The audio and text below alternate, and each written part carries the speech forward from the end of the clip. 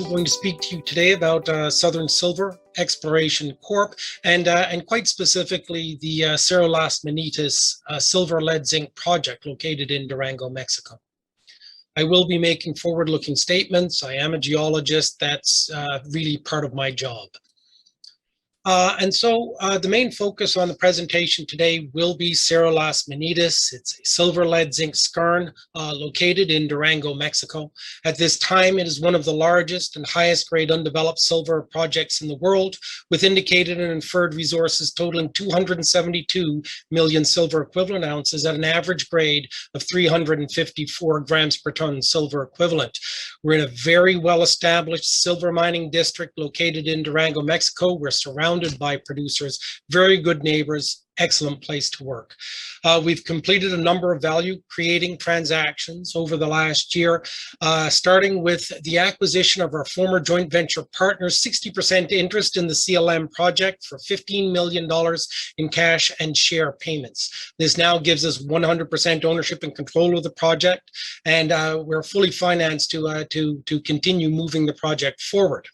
We are currently completing a both brokered and non-brokered $12 million financing being led by Red Cloud Securities.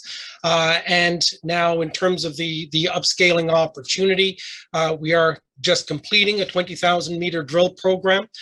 So we've got maybe another 1,000 or 2 meters left to go. We still have, we've had some great high grade intercepts returned to date, and we anticipate additional news flow in the coming weeks and months. The objective is to increase the size of the deposit by 30%, and we believe we are on track to do that. And we're looking towards a resource update, likely in the September timeframe. I know Peter had mentioned in August, but we're still drilling. So it's probably going to push us a couple of weeks later or a few weeks later than what I was initially anticipating. And then, of course, that means we'll roll all of that information into a PEA and be looking at maybe in the first quarter of 2022 for the completion of that PEA work. These are some of the results that we've had to date as part of this 20,000 meter program.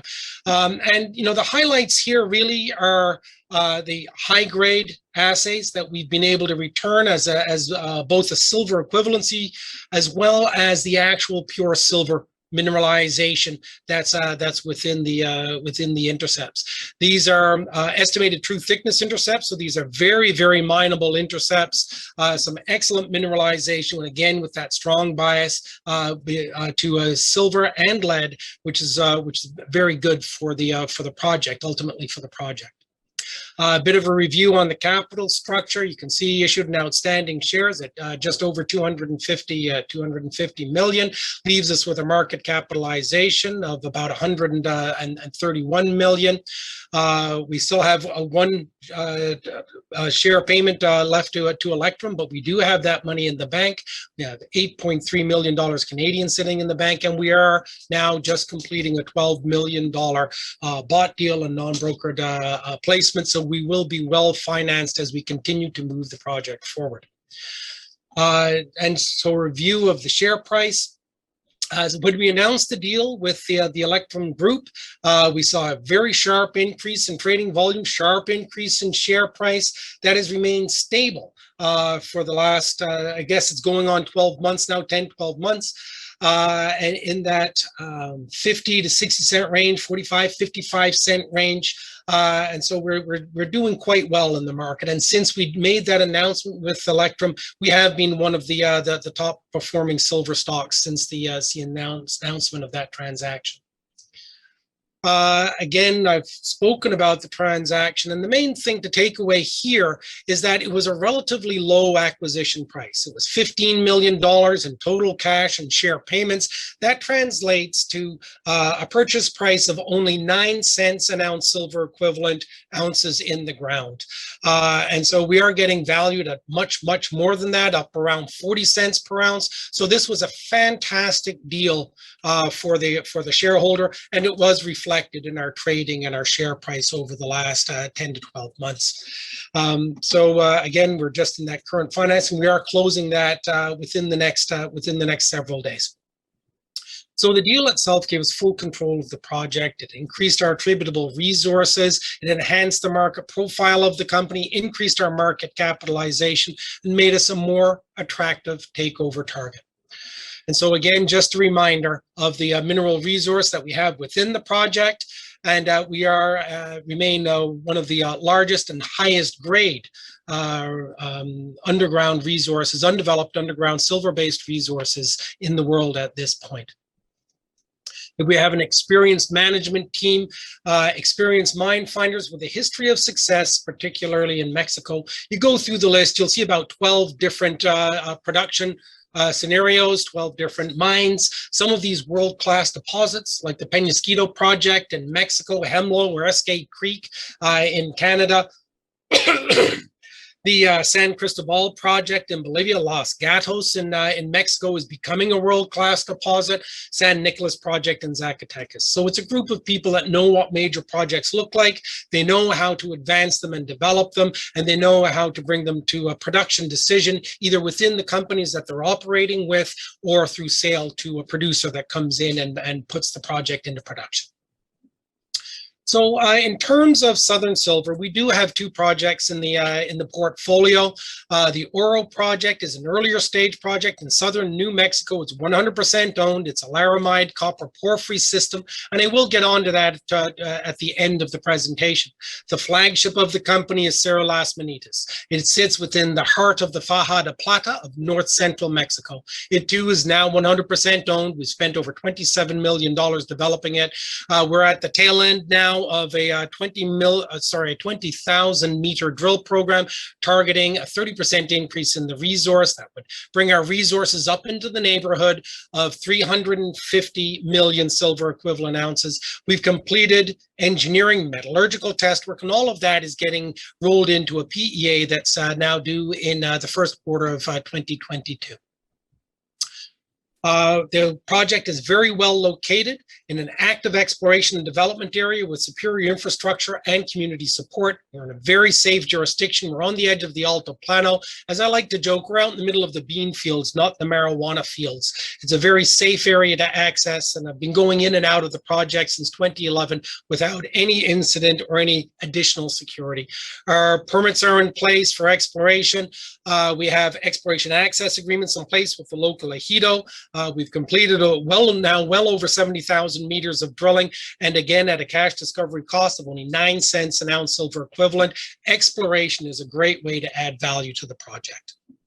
This is where we're located, and you can see us highlighted in yellow here. This is the area of the Cerro, where we have excellent infrastructure with highways running through the property, a local nearby town, and we're surrounded by producers with Hecla Mining San Sebastian project on our eastern boundary, Fresnillo exploring the El Titanic claim on our northern boundary, Avino mining gold and silver mines about 6 kilometers away, and Corp mining working at La Preciosa. So this is the Cerro. You can see the highway running right through the property here. And so when we first took on the project, we developed resources on the western side of the Cerro. So we're looking north, basically from the autopista. So on the west side is where we have our known mineral resources, those being the Skarn Front, Blind Zone, El Sol, and Las Victorias zones. We're now currently exploring in the Mina La Bacona area and the South Skarn area. So these are on the eastern side of the Cerro. So anything that we're adding on this eastern side is entirely separate, although cumulative, to what has already been discovered on the western side of the Cerro. This is a schematic just showing, the mineralizing system that we have here. It's pretty typical of other major polymetallic deposits throughout Mexico, like the San Martin deposit, Grupo Mexico San Martin deposit, First Majestic's La Paria or Peñoles Velardeña project, which is located just 80 kilometers up the highway that you saw on the previous slide. We have a central intrusion that acts as the heat pump of the system, a zone of alteration around that central intrusion with mineral deposits forming within the skarn surrounding that intrusion. This is what we call the Skarn Front deposit. It is the largest and most significant zone of mineralization that we've identified to date, accounting for over 200 million of the 272 million silver equivalent ounces that we've identified to date on the project. We have 3 other smaller deposits, and they're associated with structures in a dike swarm off the western margin of the central intrusion.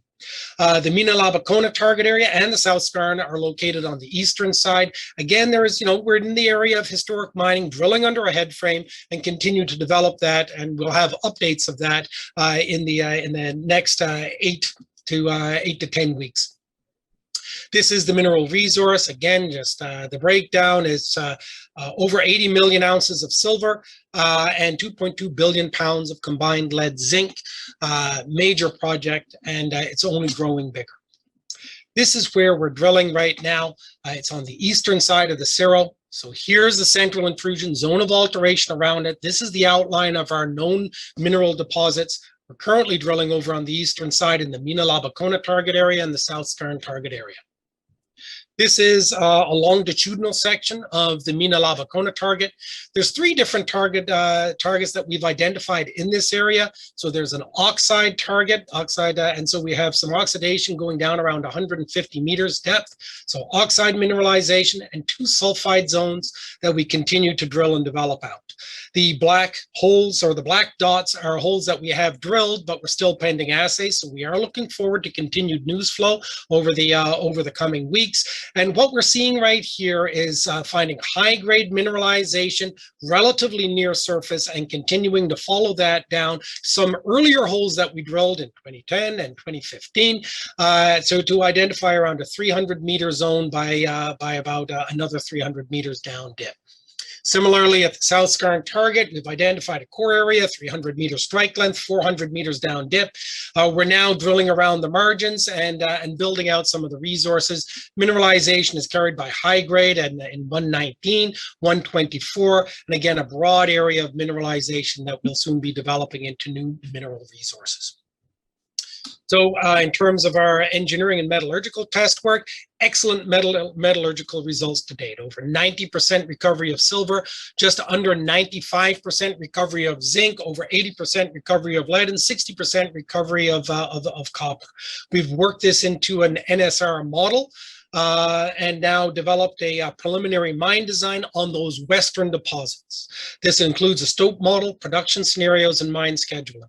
So now we're looking at the western deposits, looking from the west to east. So we're actually over in this area exploring now over on the eastern side. And the idea is to do all of this, bring our metallurgical work to bear, and then do a full mine design as we work all of this data into a PEA. So very quickly now with the Oro project, again, this is a large laramide porphyry system, part of the Arizona Copper Belt on the eastern side. We have the big porphyry center here, distal series of replacement deposits that were mined, in the early 1900s, and a distal gold target.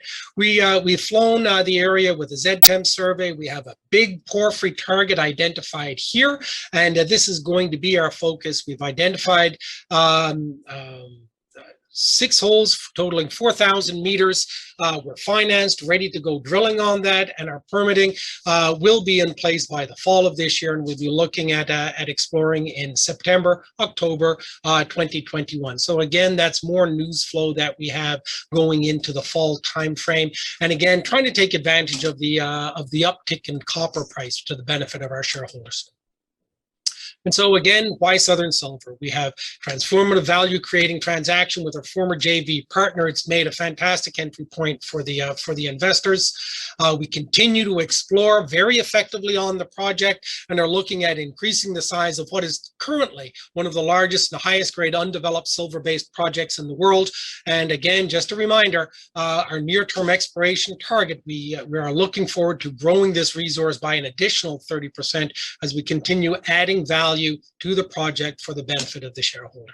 And again, I'll just leave you with a photo of the Cerro Las Menitas project taken from atop the Cerro and looking out to the to the southwest, and then the number of bean fields that are out in the background there.